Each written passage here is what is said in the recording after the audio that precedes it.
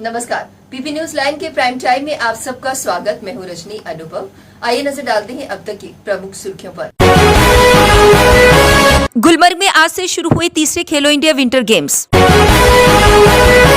ABVP द्वारा आयोजित राष्ट्रीय एकात्मता यात्रा का आज हुआ समापन। अतिक्रमण विरोधी अभियान के खिलाफ अपनी पार्टी का प्रदर्शन। उधमपुर में अनियंत्रित बस सड़क पर पलटी, 15 से 16 लोग घायल। जम्मू कश्मीर के बारामूला जिले के गुलमर्ग में खेलो इंडिया विंटर गेम्स का शुक्रवार को शुभारंभ हो गया। केंद्रीय खेल मंत्री अनुराग ठाकुर और उपराज्यपाल मनोज सिन्हा इस मौके पर मौजूद रहे। 14 फरवरी तक होने वाले आयोजन में देश भर के लगभग 1500 एथलीट हिस्सा ले रहे हैं। ये खेलो इंडिया विंटर गेम्स का तीसरा संस्करण है। सबसे पहले वर्ष 2020 में इन खेलों का आयोजन किया गया था और मेजबान जम्मू कश्मीर अब तक शीर्ष पर रहा है। 5 दिवसीय खेलों में snow shoe race, ice skating, ice hockey, skiing, snowboarding जैसे खेल आयोजित किए जाएंगे। शुभारंभ के मौके पर खेल मंत्री अनुराग ठाकुर ने कहा कि भारी बर्फबारी के बाद भी खेलों के प्रति लोगों का उत्साह देखकर पता लगता है कि फिट इंडिया अभियान को प्रशासन ने गांव-गांव तक पहुंचाया है। खेलो इंडिया विंटर गेम्स पूरा देश इंतजार करता है इसमें भाग लेने के लिए।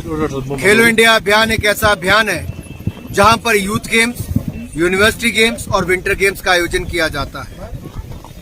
अभी यूथ गेम्स मध्य प्रदेश के 9 शहरों में चल रहा है और ये बर्फबारी जो आप सबके सामने हो रही है, ये विंटर गेम्स का आगाज कर रही है। कहीं और नहीं, धरती पर स्वर्ग माने जाने वाले कश्मीर के गुलमर्ग में। और आप देख सकते हैं सब तरफ बर्फ ही बर्फ है। खिलाड़ी 1500 से ज्यादा देश भर के पहुंच चुके हैं। 29 राज्यों और यूनियन टेरिटरी से आए हैं।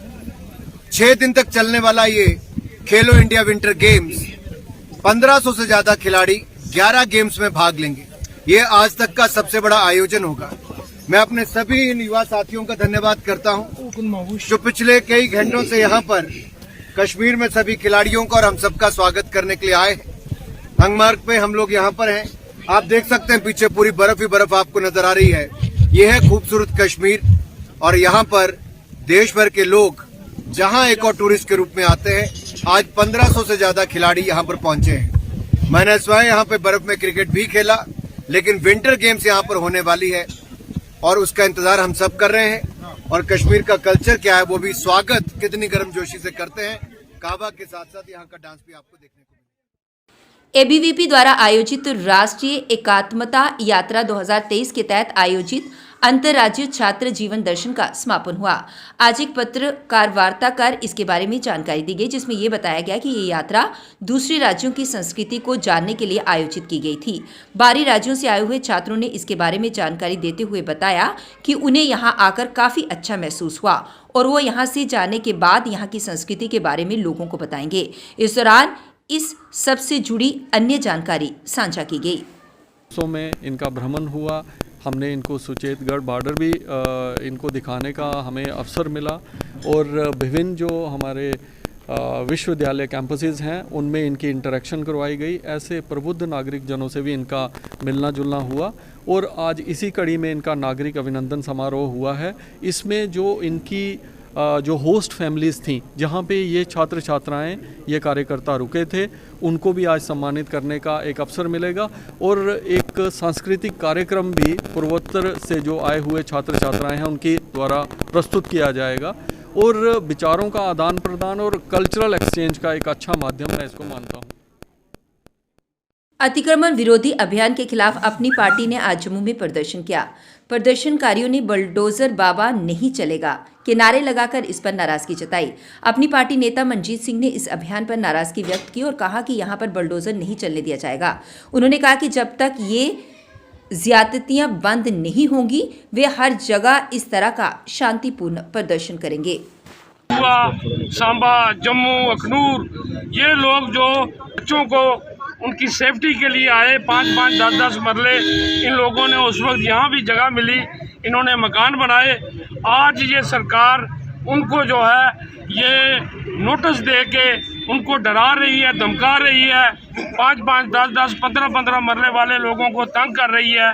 आज हम यहाँ पुरअमन धरने पे ये इसलिए बैठे हैं कि सरकार कह तो रही है एलजी साहब आदेश तो दे रहे हैं कि गरीबों को तंग नहीं किया जाएगा, ब्यूरोक्रेट्स भी कह रहे हैं, चीफ सेक्रेटरी भी कह रहा है, लेकिन नीचे ये बात ट्रैवल नहीं कर रही। नीचे जो ब्यूरोक्रेट्स हैं, अफसर हैं, वो तंग कर रहे हैं, गरीब लोगों को सता रहे हैं और लोगों में डर का माहौल बना हुआ है। हम एलजी साहब से ये चाहेंगे कि ये सरकार, ये ज़मीन जो है ये जम्मू कश्मीर के लोगों की है और जम्मू कश्मीर के लोग ही इस पे बैठे हैं, तो ये बाहर से अफसर आके इस किस्म के आदेश दे रहे हैं कि जम्मू कश्मीर लोगों को ही तंग कर रहे हैं। बॉर्डर के रहने वाले किसान जिनको 30 साल पहले बीएसएफ ने खुद कहा कि ये जो यहाँ सरकंडा पैदा हो रहा है आप इसको कल्टीवेट करो ताकि मिलिटेंट ना आके छुप जाएं, आज ये वहाँ पे बोर्ड लगा रहे हैं, किसानों को कह रहे हैं यहाँ खेती बाड़ी ना करो। हम ये चाहते हैं कि सरकार को अगर कोई जगह अस्पताल बनाने के लिए चाहिए, स्कूल बनाने के लिए चाहिए, कॉलेज बनाने के लिए। उधमपुर के खोर गली में एक बस अनियंत्रित होकर सड़क किनारे पलट गई। इससे यात्रियों के बीच चीख पुकार मच गई। घटना की जानकारी मिलने पर आसपास के लोग मौके पर पहुंचे। उन्होंने यात्रियों को बाहर निकाला। डीसी उधमपुर कृतिका ज्योत्सना हादसे की खबर सुनकर क्षेत्र में वहां पर पहुंची और जानकारी के अनुसार 10 घायलों को डिस्ट्रिक्ट अस्पताल भर्ती कराया गया है। अभी तक किसी के जान के नुकसान की कोई जानकारी मुहैया नहीं की गई है। डॉक्टर जितेंद्र सिंह ने घायलों को उचित उपचार के निर्देश दिए हैं। मोंगरी की तरफ बस जा रही थी, वो रास्ते में उसका एक्सीडेंट हो गया, तो 12 से 13 पिन है। लेकिन अभी तक डिस्ट्रिक्ट हॉस्पिटल उधमपुर में हमारे पास 5 ही पेशेंट पहुंचे हैं और बाकी कुछ प्राइमरी हेल्थ सेंटर पंचैरी में उनका इलाज चल रहा है। अभी हम देख रहे हैं, जैसे ही बाकी लोग भी पहुंच जाते हैं तो डिटेल्स उसके बाद ही पता पड़ रहा है। देखिए, जिला अस्पताल पूरी तरह से सक्षम है और तैयार है।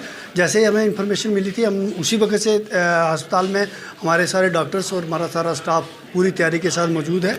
जैसे ही पेशेंट हमारे पास पहुँचेगा हम उनका इलाज कर देंगे। शिक्षा विभाग में चतुर्थ श्रेणी कर्मी नियुक्ति घोटाले में तत्कालीन मुख्य शिक्षा अधिकारी तरसेम लाल समेत 37 के खिलाफ विशेष अदालत ने आरोप तय कर दिए हैं।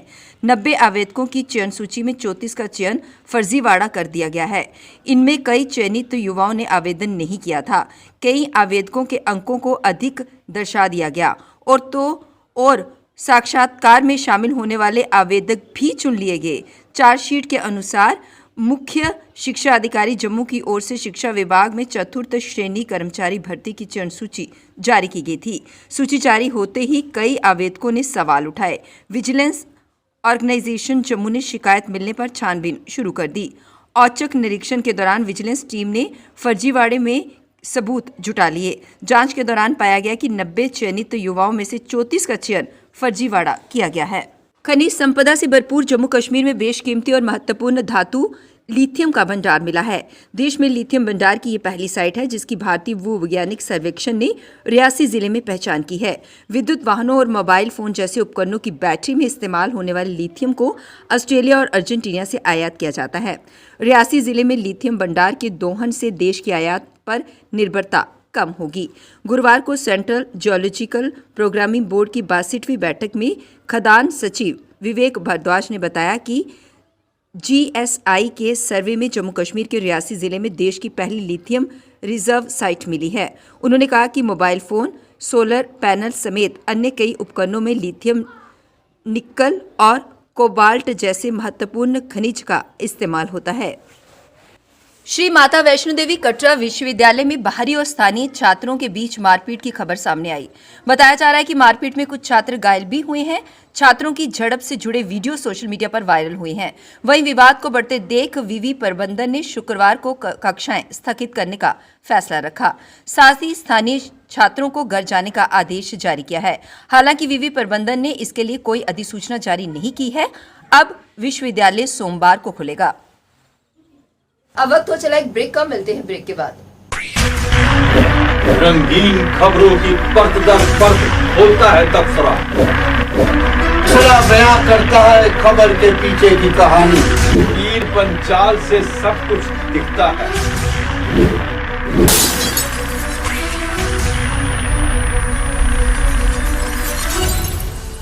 ब्रेक के बाद बढ़ते हैं अगली बड़ी खबर की ओर।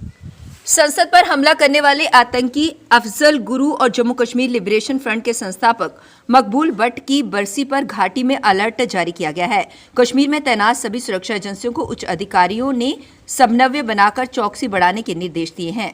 सुरक्षा एजेंसियों को इनपुट मिला है कि आतंकवादी संगठन जैश ए मोहम्मद का अफजल गुरु स्क्वाड हमला कर सकता है। एक अधिकारी ने बताया कि 9 और 11 फरवरी को अफजल गुरु व मकबूल भट्ट की बरसी होती है। इसके मद्देनजर पहले से ही सुरक्षा एजेंसियों को अलर्ट किया गया है। हालातों को ध्यान में रखते हुए श्रीनगर शहर के साथ साथ अन्य संवेदनशील इलाकों में पुलिस और सीआरपीएफ की ओर से संयुक्त नाके बढ़ाए गए हैं। मोबाइल चेक पॉइंट भी स्थापित किए गए हैं। संदिग्धों की तलाशी की जा रही है। लद्दाख में अस्पताल, स्कूल और न्यायालय परिसर के आसपास 100 मीटर का दायरा साइलेंस जोन घोषित किया गया है। इस दायरे में वाहनों से हॉर्न बजाना, लाउडस्पीकर का इस्तेमाल और पटाखे चलाने पर पूरी तरह से पाबंदी लगा दी गई है। लद्दाख प्रदूषण नियंत्रण समिति की ओर से लगाई गई पाबंदी का उल्लंघन करने पर कानूनी कार्यवाही की जाएगी। समिति ने प्रदेश के औद्योगिक, वाणिज्यिक, आवासीय और साइलेंस जोन में इसे विभाजित किया है। जोन के हिसाब से ही डेसिबल्स में ध्वनि प्रदूषण के मानक तय हैं। औद्योगिक क्षेत्र में दिन के समय ध्वनि प्रदूषण का अधिकतम स्तर 75 डेसिबल्स निर्धारित किया गया है। इसी तरह से वाणिज्यिक जोन में 65, आवासीय जोन में 55 और साइलेंस जोन में अधिकतम 50 डेसिबल्स मान्य होगा। वहीं रात के समय इन जोन में क्रमशः 70, 55, 45 और 40 डेसिबल्स निर्धारित किया गया है। ध्वनि प्रदूषण मानक मापक यंत्रों की रीडिंग अधिक आने पर ध्वनि प्रदूषण करने वालों पर कार्यवाही की जाएगी। कश्मीर घाटी के अनंतनाग में जिला प्रशासन ने श्री गुफवाड़ा इलाके में भाजपा नेता की ओर से सरकारी भूमि पर कब्जा कर बनाई गई 2 मंजिला इमारत को सील कर लिया। एक अधिकारी ने बताया कि भाजपा नेता सोफी यूसुफ ने बिजबिहाड़ा के श्री गुफवाड़ा में एक शॉपिंग कॉम्प्लेक्स बनाकर 25 मरला सरकारी भूमि पर कब्जा कर रखा था। इस 2 मंजिला इमारत में 11 दुकानें चल रही थी, जिन्हें सील कर लिया गया है। वीरवार को अधिकारियों ने घटनास्थल का दौरा कर इमारत को कब्जे में लेकर इसे ग्रामीण विकास विभाग को सौंप दिया। उधर सोफी यूसुफ का दावा है कि उसके पास जमीन के सारे दस्तावेज हैं। इन्हें संबंधित अधिकारियों के सामने पेश किया जाएगा। सांबा जिले के जतवाल इलाके में वीरवार को शादी समारोह में आए डोगरा स्वाभिमान संगठन के अध्यक्ष चौधरी लाल सिंह की Fortuner JK 02BT 0001 car there रात कठुआ लौटते समय गगवाल में दुर्घटनाग्रस्त हो गई। इस हादसे में कार का एयरबैग खुलने से चौधरी लाल सिंह बाल बाल बचे। यह हादसा रात 11:30 बजे हुआ। बताया गया है कि चौधरी लाल सिंह वीरवार रात जतवाल इलाके में शिवसेना के जम्मू कश्मीर के कार्यकारी अध्यक्ष रमेश गुप्ता की बेटी की शादी में आए थे। रात में समारोह में शामिल होकर वे कठुआ में अपने घर जाने के लिए निकले। चौधरी लाल सिंह के साथ उनके परिवार का कोई सदस्य नहीं था। वे सुरक्षा कर्मियों के साथ अकेले ही शादी समारोह में गए थे। गगवाल में अचानक कहीं से एक गाय सड़क पर आ गई। जब तक उनकी कार का चालक ब्रेक लगा पाता, कार से टकरा गई। टक्कर इतनी तेज थी कि कार का अगला हिस्सा बुरी तरह से क्षतिग्रस्त हो गया। हालांकि समय पर कार पर एयरबैग खुलने से चौधरी लाल सिंह मामूली रूप से घायल हुए। बताया जा रहा है कि गाड़ी की जब टक्कर हुई तो उनके सीने में कुछ चोट लगी। इसकी सूचना मिलते ही शादी समारोह से लोग घटनास्थल पर पहुंच गए। कुछ सामान्य होने पर लाल सिंह ने अपने घर में दूसरी कार मंगवाई, जिससे वे अपने घर चले गए। टाइम के आज के इस अंक में बस इतना ही। मुझे और मेरी पूरी टीम को दीजिए इजाजत और आप देखते रहिए PP न्यूज लाइव। नमस्कार।